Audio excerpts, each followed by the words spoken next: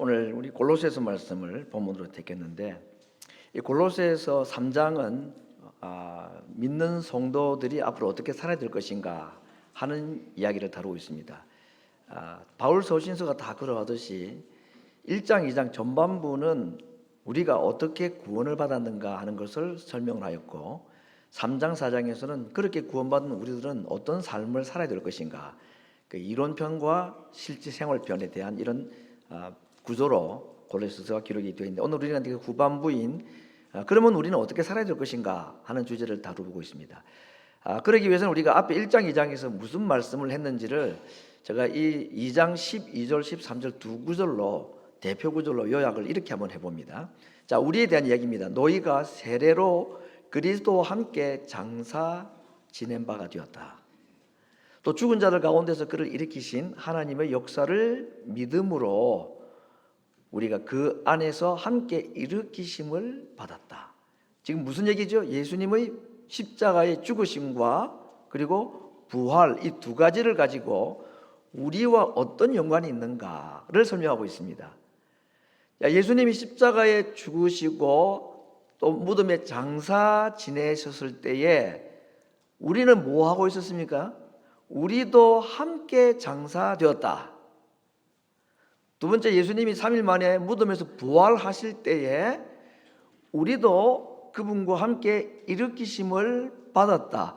나는 죽지도 않았고 무덤에 아직 안 들어갔고 살아난 것도 없는데 왜 내 생각과 달리 나를 이런 사람이라고 말하느냐.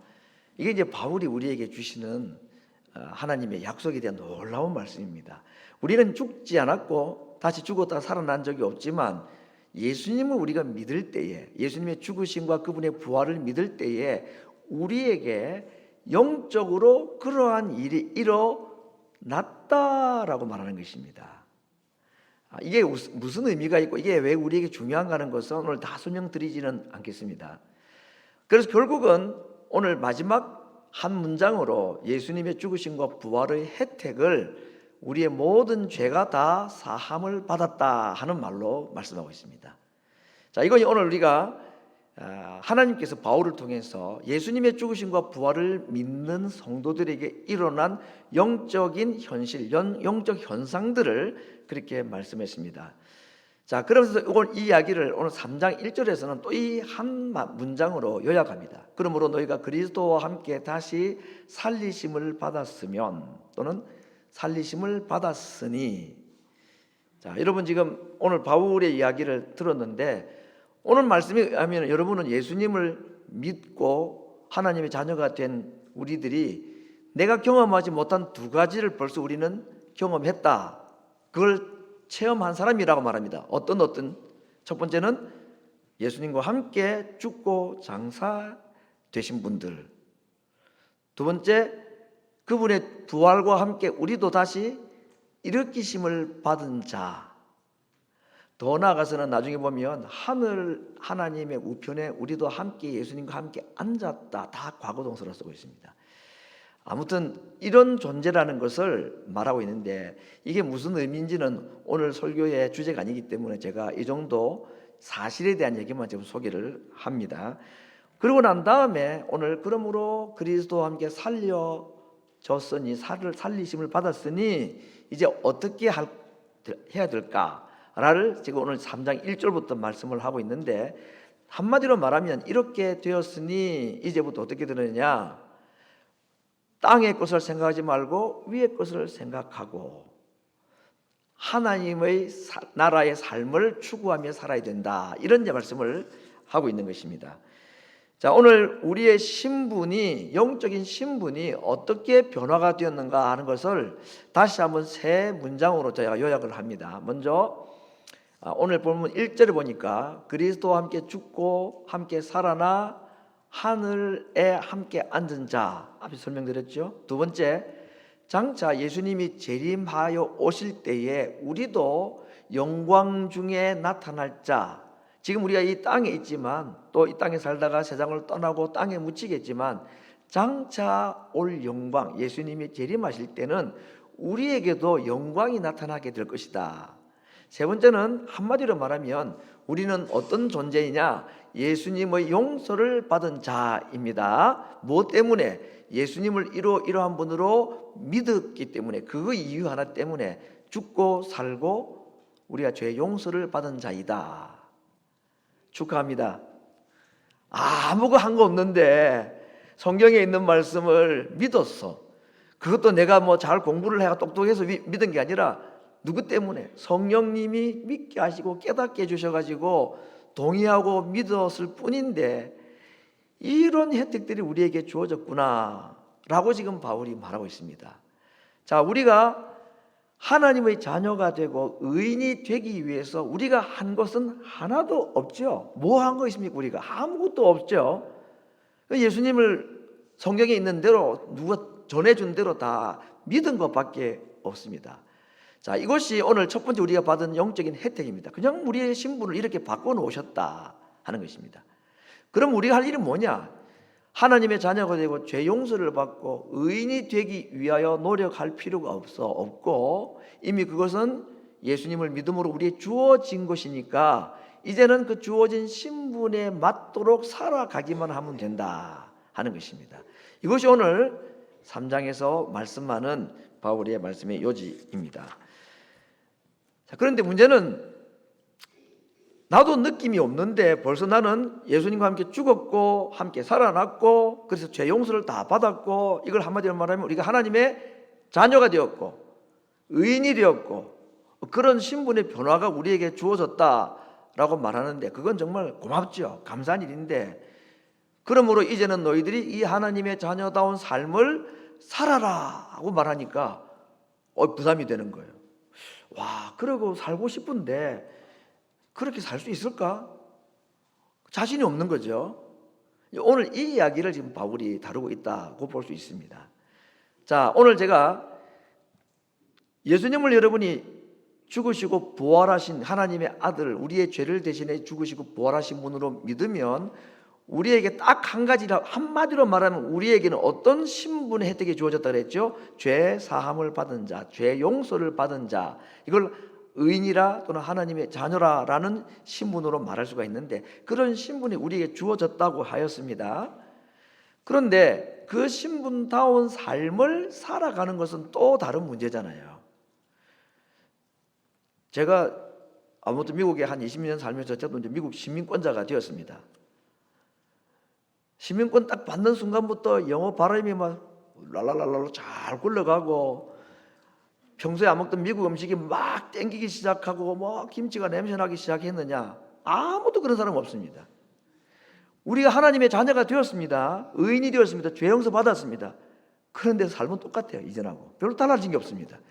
여전히 세상이 좋고 여전히 세상에 죄를 추구하고 살아가고 그 이제 바울의 고민이 있었던 거죠. 아, 정말 공고한 사람이다. 누가 사망의 몸에서 나를 건져낼 수 있겠느냐? 내 신분과 삶이 달라가지고 괴로워한 것이 바울의 고통이었고 이런 고통과 괴로움은 우리들에게도 한때 다 있었고 그랬었죠. 그거 없으면 좀 문제가 있습니다. 그거 없으면 정말 구원받았는가 고민해 볼 필요가 있습니다. 구원받았는가 고민해 보는 것은 오히려 구원받았다는 또 다른 증거일 수도 있는 겁니다. 왜냐하면 내 신분과 내 삶이 일치가 안 되기 때문에 괴로운 거죠. 자, 이 문제를 어떻게 해결할 것인가 하는 것을 오늘 좀 말씀을 드리려고 합니다. 오늘 여기서 이제 우리에게 있는 유명한 말, 한국말로 말하면은 이미 그러나 아직, 미국말로 하면은 already but not yet 이라는 굉장히 유명한 신학 용어가 이 문장을 설명함에 있어서 나오게 된 것입니다. 저 단어 자체가 뭐 성경에 있는 건 아니지만 성경의 이야기를 오늘 본문도 다 말하면 이 얘기로 이 두 단어로 이미 그러나 아직이라는 말로 정리할 수 있습니다. 자, 이미라는 말이 뭘까요? 이미 우리의 신분은 하나님의 자녀가 되었다. 로마서 6장 6절과 11절 우리가 알거니와 우리 옛사람이 예수와 함께 십자가에 못 박힌 것은 똑같은 말씀이죠. 죄의 몸이 멸하여. 여러분 이 말씀이 얼마나 아름다운 말씀인가 모르겠습니다. 우리가 지금 예수님과 어떤 관계, 예수님이 십자가에 못 박힐 때에 우리도 함께 십자가에 못 박혔다. 바울은 그렇게 말하고 있습니다. 자, 예수님이 십자가에 못 박힐 때 누구도 나도 함께 못 박혀서 무엇이 멸망되었습니까? 죄의 몸인 우리 옛 몸이 멸하여졌다. 죽고 장사까지 지내졌다. 그 말은 죄가 더 이상 우리에게 종노릇하지 못하게 하기, 우리를 종노릇하지 못하게 하기 위함이다. 11절 말씀도 이와 같이 너희도 너희 자신을 죄에 대하여는 죽은 자, 죄에 대해서는 아무 반응을 하지 않는 자, 예수님 안에서 하나님에 대하여는 반응을 하는 산자로 여겨라. 오늘 중요한 단어는 여기다 하는 단어입니다. 자, 여러분, 우리가 하나님의 자녀, 의인, 죄 용서받은 자라고 우리를 규정을 해주셨습니다. 신분을 그렇게 정해주셨는데 오늘 우리가 삶은 그러지 못한단 말이죠. 근데 난 아직도 우리에게는 완전하지가 않고 여전히 죄 가운데 살아가는 삶이 있어서 괴롭고 힘든 겁니다. 그러면서 고민이 되는 겁니다. 나는 과연 하나님의 자녀인가 아닌가? 구원 받았는가 안 받았는가? 나는 의인인가 아니면 아직까지는 죄인인가? 이런 고민을 막 하고 있을 때에 어떻게 이 고민을 해결해야 되느냐? 오늘 제가 몇 가지로 스텝을 말씀드릴 건데 첫 번째 스텝이 뭐냐면 우리의 신분이 어떤 존재인지를 바르게 확신해야 된다 하는 겁니다. 말씀드렸죠? 미국 시민권을 받아도 여전히 저는 한국 사람입니다. 하나님의 자녀라는 신분을 획득했음에도 불구하고, 획득이 아니라 주어졌음에도 불구하고 여전히 이 땅의 삶을 살아가는 우리의 모습, 그래서 이 두 사이에서 고민하게 되었는데 이 문제에 대한 답변을 오늘 바울이 첫 번째, already 너희는 이미 하나님의 자녀이다, 이 사실을 기억하고 붙잡고 이것을 잊어버리지 말아야 된다 하는 겁니다. 자기의 신분이 무엇인지를 잊어서는 안 된다. 이걸 조금 더 고급스럽고 조금 어려운 표현이라면 우리의 정체성이 무엇인가, 내가 누구인지를 바로 알아야 되는 것입니다. 내가 어떤 삶을 살아가느냐보다 중요한 것은 내가 어떤 사람이냐가 더 중요하다, 그 말입니다. 아무리 내가 여전히 범죄하며 죄 가운데 살아가도 예수님을 믿음으로 말미암아 주어진 신분, 하나님의 자녀, 의인, 죄 용서받은 자, 죽고 부활하여 하나님 나라에 올라간 자라는 이 신분은 변하지가 않습니다. 이걸 먼저 우리가 기억해야 된다. 자, 그런데 우리의 삶이 현실적으로는 신분에 맞는 삶이 아니라고 그랬습니다. 그 뭐가 문제냐? 우리의 삶과 성격이 문제입니다. 제가 오늘 중요한 단어 두 가지랍니다. 삶과 성품. 이게 우리에게 문제라는 겁니다. 삶도 하나님 자녀답지 못하고 내 성품도 하나님 자녀답지 못해요. 하나님에 대해서는 잘못된 성품들이죠. 삶이지요. 음란, 부정, 사욕, 악한 정욕, 탐심. 사람과 사람 사이에서는 분, 악의, 회방, 부끄러운 말, 거짓말, 이런 10가지의 잘못된 삶의 방식이나 성품 때문에 무엇이 흔들리기 시작할 거예요? 우리의 신분의 정체성이 흔들리기 시작한다 하는 겁니다.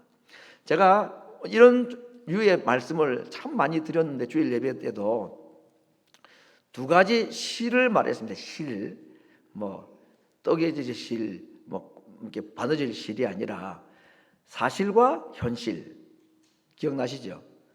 자, 내가 예수님을 믿음으로 하나님의 자녀가 되었다 하는 것은 무엇이죠? 무슨 실입니까? 사실입니다. 이건 사실은 느낌이 없어도 사실은 사실입니다. 그런데 하나님의 자녀라는 이 신분은 주어졌음에도 불구하고, 이게 사실임에도 불구하고 내 현실이 어떠하냐?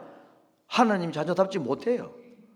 마귀의 종로로 하는 것 같고, 이 사실과 현실 사이에 우리가 갈등을 하는 것이 당연한데, 이때 우리가 붙잡아야 될 실은 무슨 실일까요? 예? 사실이다 하는 겁니다. 현실 아닙니다. 사실을 붙잡아야 된다. 찬송가 411장, 예수 사랑하시면 거룩하신 말일세. 예수님이 나를 사랑하고 하나님이 나를 사랑하신다는 사실을 우리가 어떻게 알 수 있을까요? 그 411장 찬송가의 영어 찬송은 그렇게 되어 있습니다. Jesus loves me, Jesus loves me. 그거 어떻게 우리가 아느냐? The Bible tells me so. 성경이 그렇게 말하더라 하는 겁니다.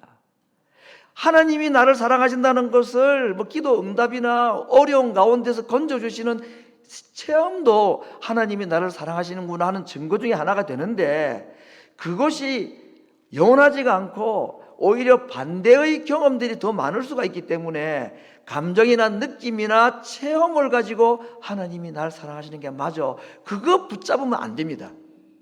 하나님이 정말 나를 사랑하시는가 안 하시는가는 어디를 봐야 되느냐? 성경을 봐야 되고, 왜 하나님이 나를 사랑하신다는 이 약속을 조금 더 흔들림 없이 붙잡아야 되느냐? 성경이 그렇게 말하기 때문이다. 찬송가는 그런 내용입니다. 얼마나 아름다운 고백인지 모릅니다. 성도 여러분, 예수님을 다 믿으십니까? 나를 위해 죽으시고 부활하셨다는 것을 믿으시나요? 그러면 여러분에게 주어진 최소한의 신분이 있습니다. 뭐지요? 하나님의 자녀, 의인이라는, 죄 용서받았다는 신분이 있습니다. 이건 무슨 실이죠? 사실입니다. 내 삶이, 현실이 의인답지 못하고 내 삶이 하나님 기뻐하시는 삶이 아니라 할지라도, 현실이 그대를 속일지라도 사실을 붙잡으십시오. 이게 우리가 성경을 사랑해야 될 이유이고 성경을 붙잡아야 될 말씀이다. 이게 머리를 붙잡는 신앙입니다. 자, 여기까지는 참 좋은데 문제는 그렇구나, 현실이 아니라 사실을 붙잡아야 되는구나, 내가 하나님 자녀이구나, 죄를 짓고 있어도.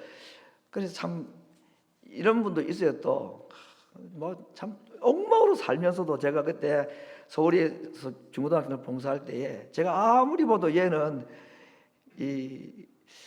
죄송합니다, 이 구원받지 못했다고 말하는 표현을 함부로 하면 안 되지만 아닌 것 같아. 얘는 아무리 봐도 교회는 오긴 오는데 이 신앙생활 하는 거 안 같아, 제가 아무리 봐도. 그래서 제가 충격을 좀 주기 위해서 물었어요.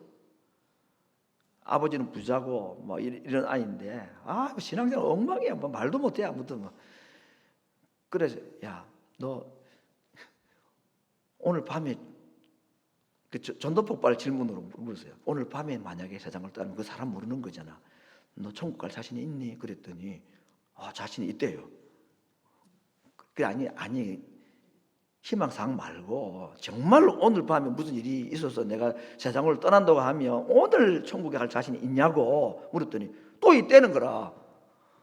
그래서 제가 왜? 그랬더니 나 예수님 믿으니까요, 그러더라고요. 지금 생각하면 그게 믿으면 맞는 것 같기도 한데, 그때는 네같이 믿어가지고 천국 갈 것 같으면 뭐 이런 생각이 들곤 했습니다. 근데 제가 지금 그 얘기를 평가를 하고 이런 게 아니라, 우리의 삶을 가지고 하나님의 자녀이냐 아니냐를 언제쯤 증명할래요? 언제, 어떻게, 어느 정도 하면? 아니라는 거죠. 삶보다는 우리의 신분, 하나님의 자녀라는 신분이, 이것이 우리의 구원의 확신을 주는 것인데, 이렇게만 살 수는 없는 거잖아요. 그 친구처럼 삶은 엉망으로 살고, 나는 뭐 구원받았고, 나는 이렇게 사나 저렇게 사나 구원받았으니까 그 누구한테 들은지 모르지만 또 들은 건 있는가 봐요. 그래가지고는 뭐 자기는 죽어도 천국 간다는 거야, 뭐 그런 거. 근데 오히려 그 믿음이 나은지도 모르겠습니다만은, 막 고민하고 하는 것보다야. 그러나 이렇게 우리가 문제를 그냥 덮어둘 수는 없는 거 아닙니까? 자, 오늘 그 이야기를 좀 하겠습니다. 마지막은 제가 이 평강에 대한 주제를 말씀드릴 텐데, 자, 이 두 가지 임의와 아직 사이에 신분과 삶의 차이에서 오는 고통, 갈등을 어떻게 해결해야 할지인가. 첫 번째 스텝이 뭐냐? 내 무엇을 신분의 정체성을 바르게 이해해야 된다. 그리스도와 함께 내가 죽은 자고 그리스도와 함께 산 자라는 사실, 내가 이제는 그리스도와 함께 못 박혔기 때문에 이제는 내가 사는 것이 아니고 내 안에 그리스도께서 사신다 하는, 내 안에 예수님이 살아 계시다는 사실을 믿어야 됩니다. 이걸 붙잡아야 된다 하는 것입니다. 뭐 더 설명드리지 않겠습니다. 두 번째는 뭐냐? 이게 신분의 확인입니다. 자, 앞에 말씀드렸던 거죠. 자, 우리는 죄에 대해 죽은 자로 그렇게 여겨라. 여기다는 단어가 오늘 중요합니다. 내가 어떤 존재인가? 내가 하나님의 자녀라는, 죄에 대해서는 이미 죽은 자고, 그 자신, 나의 신분을 확신하는 거, 여기는 것이 필요하다. 두 번째는 어떻게 하나님의 자녀의 신분에 맞는 삶을 살아갈 수 있을까? 해야 될 일이 뭘까요? 나무이신 예수님께 붙어 있어야 된다 하는 겁니다. 이 이야기는 우리가 너무 잘 알고 수없이 우리가 말씀 들었습니다. 다시 한번 말씀을 드립니다. 가진 우리가 열매를 맺기 위해서는 할 수 있는 것은 딱 하나밖에 없다 그랬습니다. 뭐냐면 나무에 붙어 있는 길밖에 없다. 그러면 나무의 모든 영양분과 진액과 수분이 가지에게 붙어 있음을 통하여 전달되는 것뿐이다 라고 말했습니다. 혈루병 여인이 예수님이 옷자락에 손을 딱 잡았을 때 그걸 제가 합토마이라는 단어로 소개를 했습니다. 그때 예수님과 그 여인은 하나가 된 것이어서 예수님의 능력이 그 옷자락을 통하여, 손을 통하여 그 병의 근원에 닿아서 병이 낫다. 이게 우리가 예수님께 붙어 있어야 된다는 거. 그래서 나무에게 가지가 붙어 있으면 가지는 나무와 같이 된다 하는 원리입니다. 이건 다르게 나무인 예수님께 붙어 있다는 말이 뭐냐? 이게 무슨 뭐 하란 말이냐?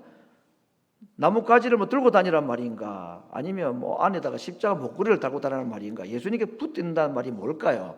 이걸 이렇게 말하죠. 내 안에 이미 들어와 계신 예수님과 진실한 교제를 나누는 것입니다. 진실한 교제를 가지는 것입니다.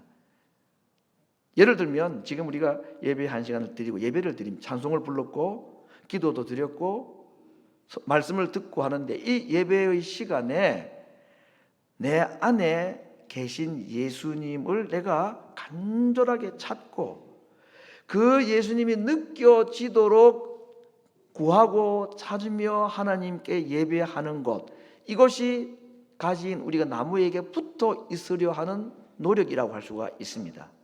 그냥 편안하게 구경꾼으로 앉아 있는 것이 아니라 성경에서 오늘도 우리가 십계명을 읽었습니다만 우리가 하나님을 사랑하죠. 하나님께 예배하죠. 그러나 하나님께서 우리에게 뭐라고 해요?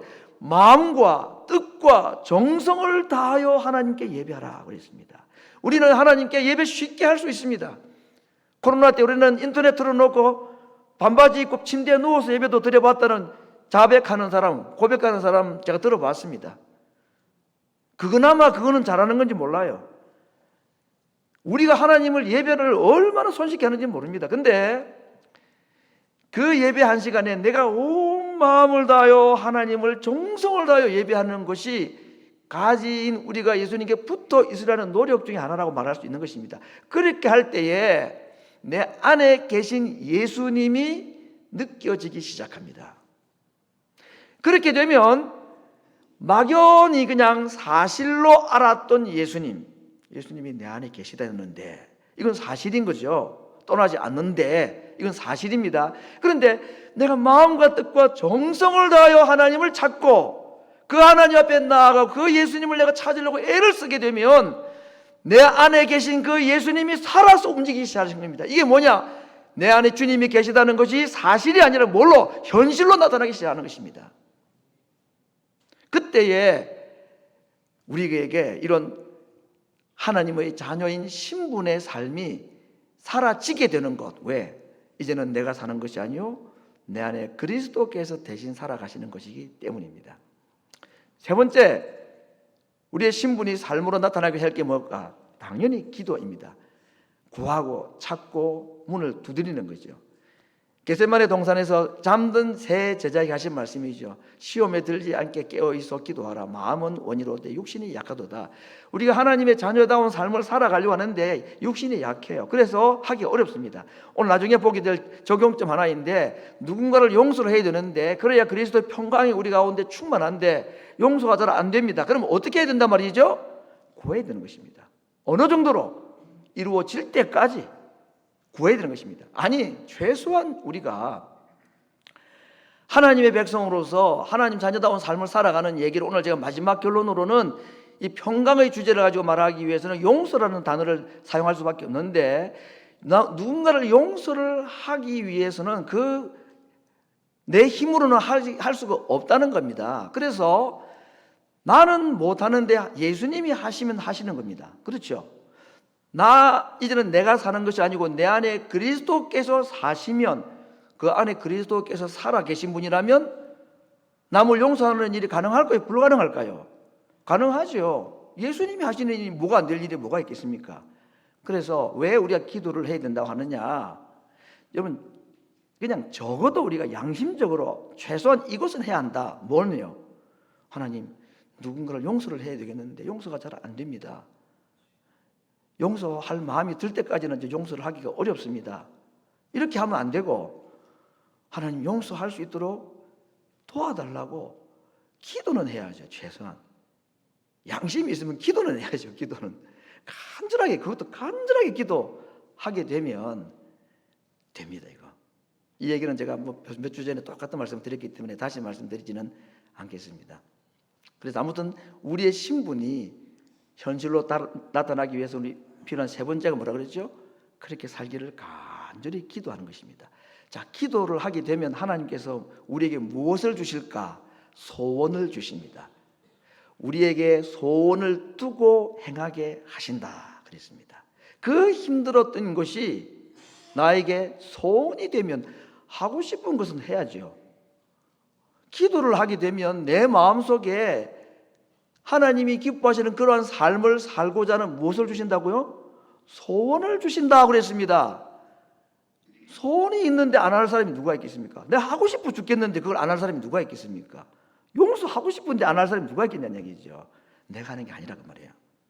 내 안에 계신 그분이 하게 하는 것입니다. 그렇게 하기 위해서는 주님께 붙어 있어야 되고, 그러기 위해서는 내가 어떻게 하나님 앞에 그렇게 살 수 있게 해달라고 기도는 내가 해야 된다는 것입니다. 기도하면서 기도 응답에 안 일어나기를 확신하면서 기도하는 사람이 있습니까? 기도하면 그대로 되어지기를 바라고 또 그대로 되기를 확신하는 마음으로 기도를 해야 될 거 아닙니까? 하나님, 내가 누군가를 용서할 수 있게 도와주옵소서. 그렇게 기도를 하면서 절대로 그런 일 안 일어날 겁니다. 그렇게 생각하는 사람은 기도를 잘못하는 거죠. 정말 그때 우리에게 간절히 기도할 때에 요단강이 멈춰서고 홍해 바다가 갈라지는 일이 일어나는 겁니다. 세 번째, 기도. 네 번째, 땅의 것을 생각지 말고 위의 것을 찾으라. 앞에 제가 하나님께 대한 우리의 죄, 또 사람에게 대한 우리의 죄 10가지 목록을 이렇게 쭉 설명을 했는데, 이런 것을 없애주시고 이런 것 대신에 우리가 하나님이 기뻐하시는 삶을 살아가는 7가지 또는 8가지 목록이 오늘 13절 14절에 있습니다. 그건 5번째인데, 땅의 것을 생각지 말고 위의 것을 찾는데 그 위의 것이 뭐냐? 긍휼, 자비, 겸손, 온유, 오래 참음, 용납, 용서라는 이 7가지 우리의 성품이 나옵니다. 저런 10가지의 땅의 것이 아니라 하늘에 속해 있는 하나님이 우리에게 주시는 성품 7가지. 다음 보겠습니다. 긍휼, 자비, 겸손, 온유, 오래 참음, 용납, 용서, 이 모든 것을 하나로 묶는 것을 맨 마지막 단어를 사랑이라고 말했습니다. 자, 여러분, 앞에 있었던 10가지의 그 부정적인 단어들과 여기 하나님께 속해 있는 새 사람과 관련된 이 7가지 또는 8가지 단어들을 보면 누구든지 이렇게 살기를 원하죠. 그런데 이렇게 되기 위해서는 우리가 주님께 붙어 있고 하나님께 그렇게 간구를 해야 되고, 이 일을 내가 스스로 할 수가 없기 때문에 주님이 내 안에서 일하시도록 하나님께 간구하고 기도하는 것이 필요하다는 것입니다. 여러분, 기도라는 것을 여러 가지로 정의할 수 있는데 저는 이렇게 표현할 수 있습니다. 기도는 뭐냐? 하나님이 대신 일하게 하시는 것, 이게 기도입니다. 나는 못하는 일인데 하나님이 대신 하시도록 하는 것이 기도입니다. 하나님, 제가 할 테니까 저를 도와주옵소서. 이것도 기도라고 할 수 있겠지만 사실은 기도는 하나님께서 일하시도록, 그게 기도하는 것입니다. 너희가 내 이름으로 구하면 내가 시행하겠다 하는 것이죠. 그러니 오늘 마지막 주제가 될 수 있는 화평, 평강을 위한 용서와 용납의 삶을 살기 위해서는 내가 용서하는 사람이 되기를 위해서 하나님 앞에 기도하는 것이 필요하고, 내가 기도할 때 내 안에 계신 예수님이 용서를 하게 되는 일이 일어나게 된다 하는 것입니다.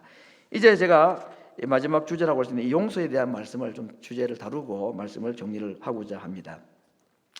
오늘 새벽도 그렇고 지난주 새벽도 그렇고 주일 새벽 설교 내용이 그날 낮예배 설교 내용과 너무 같아서 신비하고 놀랍기도 하고, 참 저로서는 참 고마웠습니다. 주제가 어떻게 하다 보니까 이렇게 겹쳐요. 그래가지고 오늘 새벽에도 제가 이런 내용의 말씀을 드렸습니다. 숲이 아름답게 있으면 그 숲이 참 보기가 아름답잖아요, 그렇죠? 예. 뭐 유채꽃이든지 또는 소나무 숲이든지 이런 아주 아름드리 나무들이 있는 그 평화로 보이는 그 숲이 있는데, 근데 여러분 이 식물도 동물도 이 나무들도 경쟁하고 싸운다는 사실을 아십니까? 물론 사람이 욕심을 내 가지고 남의 것을 뺏기 위한 이런 싸움은 아닌데 자연의 이치가 그렇다는 말이죠. 큰 나무들이 있으면 그 밑에 있는 나무들은 풀들은요 그늘 밑에 있으면 죽습니다. 그건 그렇죠. 그래서 거기 못 버티고 도태되고 사라지고 다른 곳으로 가거나 이런단 말이죠. 동물들도 막 자기들이 사는 거 딱 바운더리가 있어서 거기에 함부로 못 들어오고 다른 짐승들은 못 들어옵니다. 자기 세계를 만들어 놓고 살아간다는 것입니다. 나무도 서로 경쟁하고 싸우더라. 진짜 싸운다는 얘기가 아니라 사람의 경쟁을 예를 들기 위해서 지금 드리는 말씀인 겁니다. 그래서 그 아름드린 나무들이 같은 종류의 나무들이 울창하게 숲을 이루고 있는 걸 우리가 군락이라고 말하잖아요. 참나무 군락, 진달래꽃이 많이 피는 건 큰 숲을 이룬. 근데 거기에는 그 자리에 버티지 못한 어떤 다른 생물체들이 도태되고 잘려나가고 밀려나간 것들이 있더라는 얘기입니다. 하물며 여러분 죄를 가지고 살아가는 인간들 세계 속에서 갈등이 없고 싸움이 없고 서로 나누어지고 이런 것이 없을 수가 있겠습니까? 나무들도 서로 경쟁을 하고 싸운다는데 왜 없겠어? 우리에게 있죠. 교회 안에도 마찬가지입니다. 믿는 자랄지라도 이런 갈등이라는 게 있고 서로 다툼이라는 게 있고 용서하지 못한 일들이 교회 안에도 있을 수밖에 없습니다. 왜? 우리가 아직까지는 이 현실 속에 살아가는 자들이기 때문에 이 문제를 해결하는 만능 키와 같은 것이 용서라는 겁니다. 우리를 얽어매고 있는 그 쇠사슬, 그 밧줄을 한 번에 딱 끊어서 우리로 하여금 자유하게 만드는 것. 여러분, 남을 용서하지 못하면 사실은 내가 나를 얽어매고 있는 쇠사슬에 매여 있는 것 같습니다. 어떤 목사님 그렇게 말했습니다. 머리 위에다 큰 짐을 무거운 돌을 이고 다니는 것과 같다. 누구를 용서하지 못하면 이거 벗어버려야 되고 나를 묶고 있는 밧줄을 다 끊어버려야 되는데 이게 용서라는 것이 그렇게 한다 그 말이죠. 근데 문제는 이 용서를 내가 못한다는 거 아닙니까? 누가 하실 수 있느냐? 예수님이 하실 수 있는 거기 때문에 그분에게 요청해야 됩니다. 그분께 해달라고. 그렇게 할 때에 오늘 본문의 주제가 되는 그리스도의 평강이 우리 가운데 충만하게 된다. 그렇게 말했습니다. 그리스도의 평강. 바울이 서신서를 쓸 때에 꼭 첫 문장에 이 두 단어를 씁니다. 예수 그리스도 안에서 너에게 은혜와 평강이 있기를 원하노라. 우리 세상 살아가는 사람, 하나님 백성들은 우리들에게 쌀도 필요하고 물도 필요하고 명예도 필요하고 돈도 필요하고 건강도 필요하고 다 필요한데요, 믿는 성도들이 이 땅에 살아갈 때 정말로 필요한 두 가지가 있습니다. 이거 없이는 안 되는 겁니다. 반드시 구해야 될 것, 뭘까요? 은혜와 평강이라는 겁니다. 그 평강이 어떻게 주어지느냐? 오늘 본문의 말씀에 의하면은 우리가 서로 용서할 때에 그리스도의 평강이 우리 가운데 충만해진다라고 말했습니다. 두 번째, 은혜는 어떻게 주어질까요? 오늘 두 번째 우리 가운데 충만한 주제가 있는데 그리스도의 말씀이 충만하여 그랬습니다. 하나님의 말씀이 우리 가운데 충만하게 될 때에 서로 가르치고 서로 양육하고 서로 그 말씀을 나눌 때에 그 말씀이 어떻게 해요? 충만해진다, 풍성해진다 라고 말했습니다. 그리스도의 말씀이 풍성해지는 곳에는 무엇이 따라오느냐? 은혜가 따라온다. 은혜와 평강 어떻게 우리가 누릴 수 있느냐? 은혜는 무엇으로? 그리스도의 말씀이 풍성해짐으로 말미암아. 평강은 어떻게? 용납하고 용서함으로 말미암아. 용서를 위해서는 우리에게 기도가 필요한 것이고 그리스도의 말씀이 우리 가운데 더 풍성해지기 위해서는 나눔이 필요한 것입니다. 오늘 16절 말씀, 그리스도의 말씀이 너희 속에 풍성히 거하여 모든 지혜로 피차 가르치며. 내 속에 그리스도의 말씀이 풍성해지면요, 이게 자연히 다른 사람에게 전달이 됩니다. 근데 반대도 마찬가지라고 그랬습니다. 우리에게 주신 하나님의 말씀을 서로 나누고 피차 나눌 때에 그 말씀이 어떻게 된다고죠? 풍성해진다 라고 말했습니다. 오늘까지 제가 우리 교회 올 한 해 주제인 서로 양육을 받든지 양육하든지 사랑을 나누고 말씀을 나누는 1대1 만남이 우리 교회 안에 있기를 바라고, 아직 해보지 않은 것이지만 막 출발을 하려고 합니다. 그래서 오늘 6번에 걸쳐서 오늘 여기까지 말씀을 드리고 있는 중에 있습니다.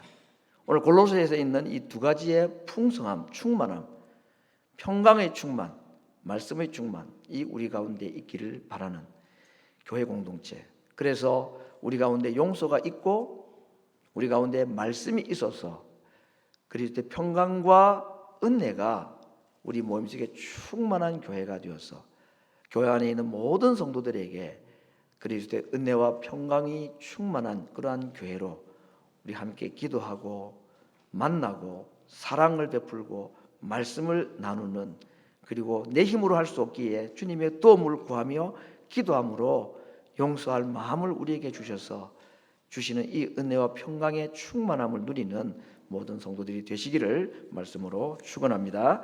같이 한번 기도를 드리겠습니다.